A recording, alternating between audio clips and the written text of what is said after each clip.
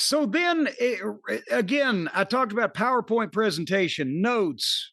Help me explain some of these things. The Buckaroos show up on camera, the Hardley boys, Maddie and Nikki, and they use their EVP power to move Ospreay and Swerve's match up to right now from later on in the show, so that they have to come out all unprepared and still tying their shoes and blah.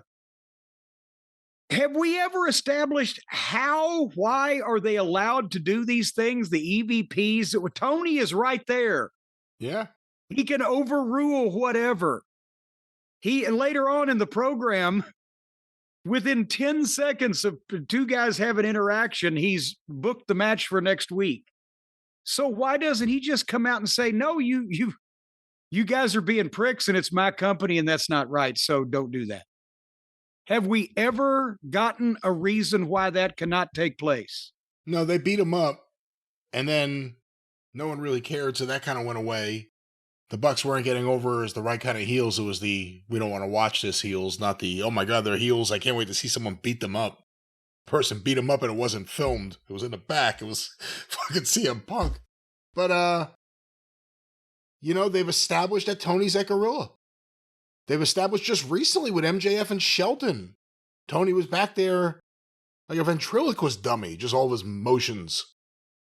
So they've established that.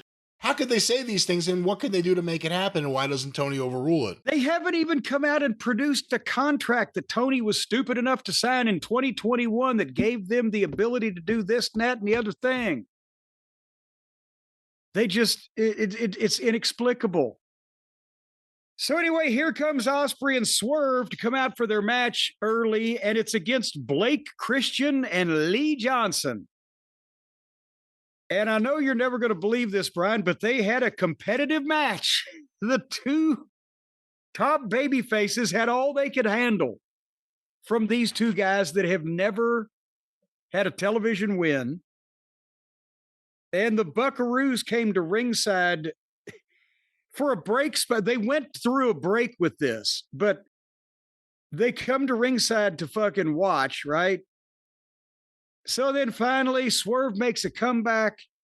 He hit the heels in some fashion, whether a strike or a kick or whatever the fuck, 9 times before either one of them fell down. And when they did fall down, it was he shoved the guy out of the corner so he could run and kick at him again. And then he won with a kick to the head.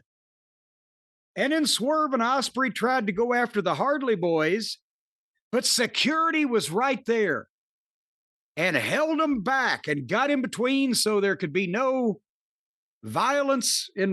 So then they had to challenge them to a tag match at All In, and Ospreay had his garbage disposal voice cranked up to high on this one.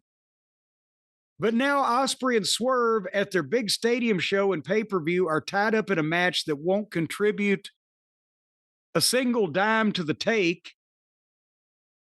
And they're putting the EVP titles on the line, I think, because of Ospreay's voice, but the announcers backed it up.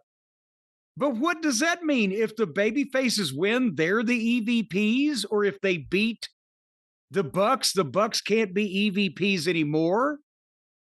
Is this a way to finish off the whole goofy thing because of the reasons we just said? It's never made any sense. Is that how you can get an executive position? I challenged Tony Khan to a fight. Yeah, well, yeah. I'll take that one. I'll fight Tony Khan to run the company. I'll take that one, and even at my age. And by the way, and here's something that's going to be a thing we'll talk about. The security was right there. They've shot themselves in the foot in another way on this program. Because indiscriminately, there is no rhyme or reason to whether security and referees come instantly on the slightest hint of a violent altercation, or a guy can be goddamn ravaged and have his intestines pulled out through his sphincter by a fish hook for 10 minutes and nobody comes out. And there's no rhyme or reason or logic to why either one happens. they've established that it's because each person or entity is coming up with their own angles and laying their own shit out, and there's no supervising producer, as I was attempting to be in those agent reports that we read, or anybody thinking about the show overall. And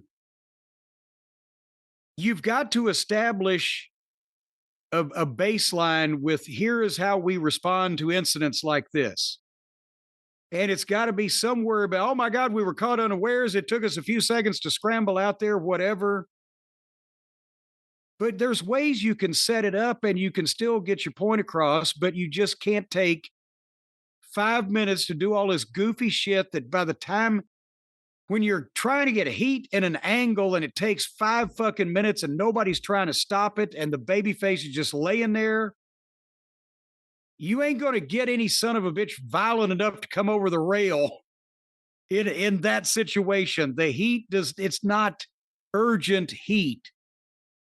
That's what they're doing, stage plays instead of angles.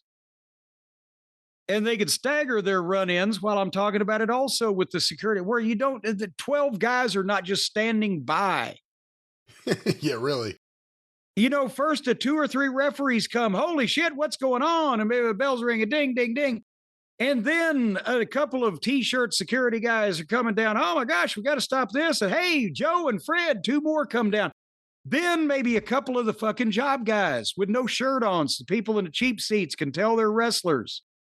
And they come down there and get leveled or whatever. But it's a gradual thing where you're building the scene and you're building the urgency rather than, here they all are. They can't do anything, over and over.